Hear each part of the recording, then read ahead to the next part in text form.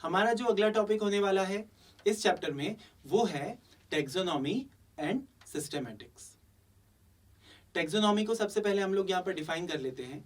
Taxonomy is the study of science of theory and procedures for the identification, nomenclature and classification of an organism। जब हम लोग जो हैं किसी organism को आइडेंटिफाई करते हैं, उसको एक पर्टिकुलर नाम देते हैं और उसको उसकी पर्टिकुलर क्लास में रखते हैं, तो ये जो प्रोसीजर्स होती हैं इस पर्टिकुलर प्रोसीजर को हम लोग कलेक्टिवली जो है टैक्सोनॉमी कह सकते हैं। इसको एक एग्जांपल के थ्रू समझते हैं। मान लीजिए आप किसी फॉरेस्ट में ट्रैकिंग करने जा रहे हैं और ट्रैकिंग करते हुए आपको वहां पर कोई एक स्पेसिफिक ऑर्गेनिज्म दिखाई देता है जिसको आपने ना आज तक देखा है, ना उसके बारे में कभी सुना है और ना ही जाना है। आप क्या करेंगे? या कोई भी एक टैक्सोनॉमिस्ट क्या करेगा? तो वो टैक्सोनॉमिस्ट जब इस पर्टिकुलर ऑर्गेनिज्म को जो है डिस्कवर करेगा तो इसके बारे में सारी जानकारी को डिटेल करेगा। दैट मीन्स वो उसके सारे कैरेक्टर्स को जो है लिस्ट आउट करेगा कि उसके पैर कितने हैं, वो दिखता कैसा है, और ये सारे जब कैरेक्टरिस्टिक वो लिस्ट आउट कर लेगा तो इस पर्टिकुलर प्रोसीजर को कहा जाएगा identification.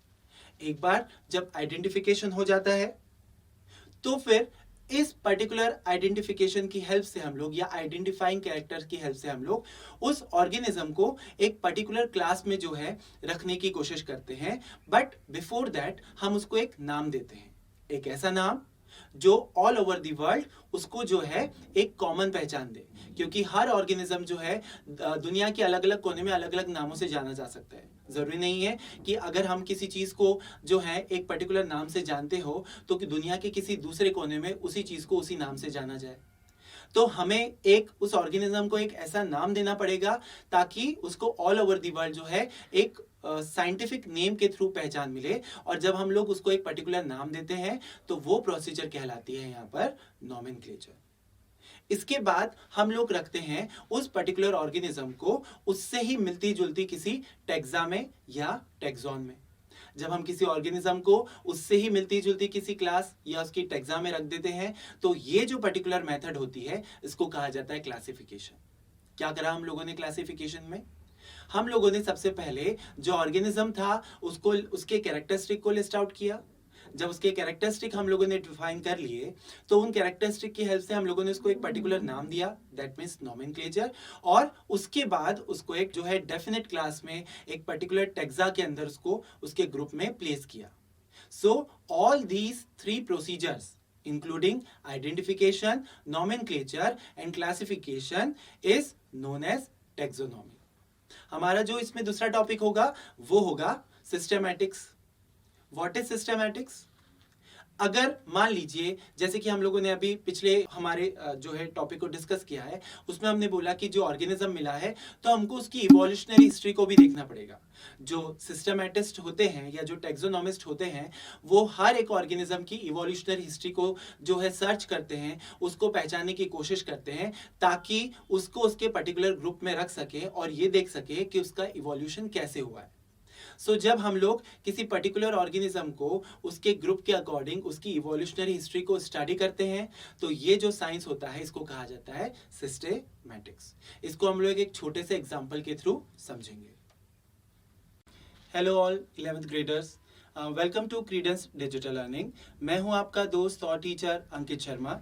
In our today's topic we will discuss about the taxonomical categories or the biodiversity and various rules which are set for the nomenclature of the organism।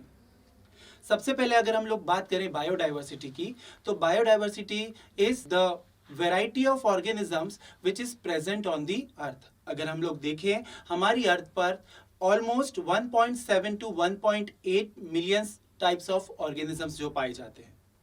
इनमें से almost 10 lakhs जो हैं वो animal categories में और specifically insecta group को belong करते हैं। तो जब हम लोग टैक्सोनॉमिकल कैटेगरीज की बात करते हैं तो टैक्सोनॉमिकल कैटेगरीज ऐसे ग्रुप्स को कहा जाता है जिसके अंदर सिमिलर ग्रुप्स या सिमिलर कैरेक्टर वाले ऑर्गेनिजम्स को रखा जाता है। जब हम लोग इसको और स्पेसिफाई करते हैं तो एक टर्म निकल कर आती है जिसको कहा जाता है टैक्सॉन या टैक्सा। What is taxon या taxa?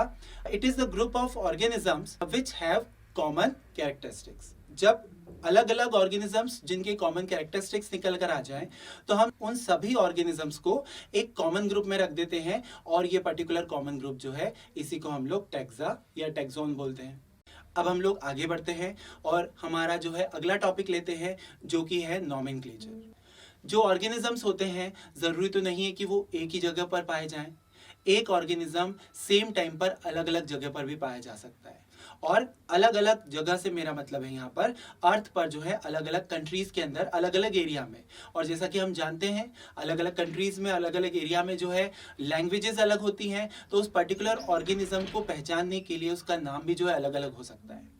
तो किस तरह से कोई पर्सन जो है एक ऑर्गेनिज्म को नाम दे जिसके कारण वो पूरी दुनिया के अंदर एक ही नाम से जाना जाए, इसके लिए एक चीज की जो है नेसेसिटी जो है रिक्वायर हुई, जिसको कहा गया नोमेनक्लेचर।